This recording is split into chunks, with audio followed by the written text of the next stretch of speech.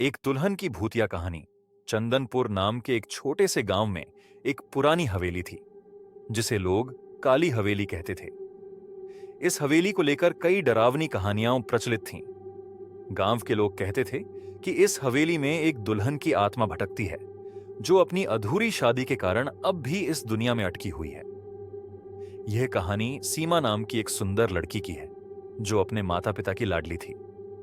उसकी शादी गांव के ही एक होनहार युवक राजेश से तय हुई थी। दोनों एक दूसरे को पसंद करते थे और इस रिश्ते से बहुत खुश थे। शादी का दिन आया और सीमा ने अपनी मां के हाथों से बना हुआ लाल लहंगा पहना। वह अपनी मुस्कान से सबका दिल जीत रही थी।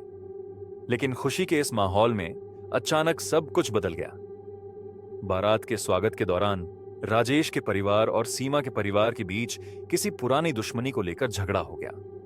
इस झगड़े में राजेश के पिता पर हमला हुआ और गुस्से में आकर राजेश ने शादी तोड़ने का फैसला कर लिया। सीमा यह सब सहन नहीं कर पाई। अपने सपनों को चूर चूर होता देख उसने अपने कमरे में जाकर फांसी लगाकर अपनी जान दे दी। उस दिन से लोगों का कहना था कि सीमा की आत्मा उस हवेली में बस गई जहां उसकी शादी होनी थी।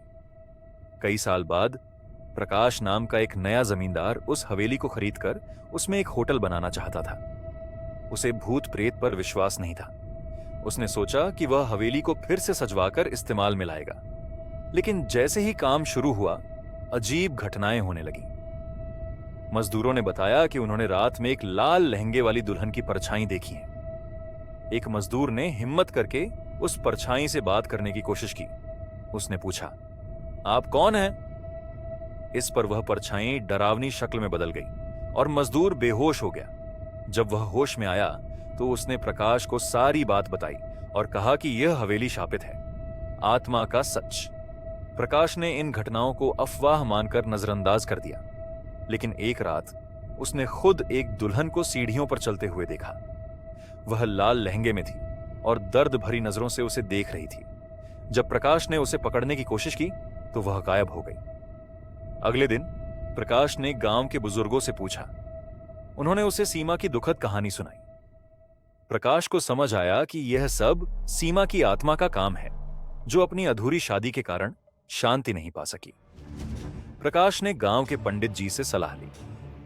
पंडित जी ने बताया कि आत्मा को तभी शांति मिलेगी जब उसका अधूरा सपना पूरा होगा। उन्होंने सुझाव दिया कि सीमा की शादी का एक नकली आयोजन किया जाए ताकि उसकी आत्मा को यह विश्वास दिलाया जा सके कि उसकी शादी हो गई है। प्रकाश ने गांव वालों के साथ मिलकर इस योजना को अंजाम देने का फैसला किया। हवेली को शादी के लिए सजाया गया। गांव के एक युवक को दूल्हा बनाया गया। शादी का माहौल बनाया गया और पंडित जी ने मंत्रोच्चार शुरू किया। रात को सीमा की आत्मा वहां प्रकट हुई। उसने पहली बार मुस्कुराते हुए अपने अधूरे सपने को पूरा होते देखा। जैसे ही शादी पूरी हुई, सीमा की आत्मा धीरे धीरे हवा में विलीन हो गई। सीमा के जाने के बाद हवेली में कभी किसी ने आत्मा को नहीं देखा। प्रकाश ने वहां होटल बनवा दिया जो आज भी चलता है। लेकिन कहते हैं कि पूर्णिमा की रात कभी कभी एक लाल लहंगे वाली दुल्हन की छवि दिखाई देती है जो अब अपने अधूरे सपनों की नहीं बल्कि अपनी मुक्ति की खुशी में मुस्कुराती है। यह कहानी सिर्फ एक दुल्हन की नहीं है बल्कि उन सपनों की है जो कभी अधूरे रह जाते हैं और जिनकी पूर्ति के लिए इस लोक और परलोक की सीमाएं मिट जाती हैं।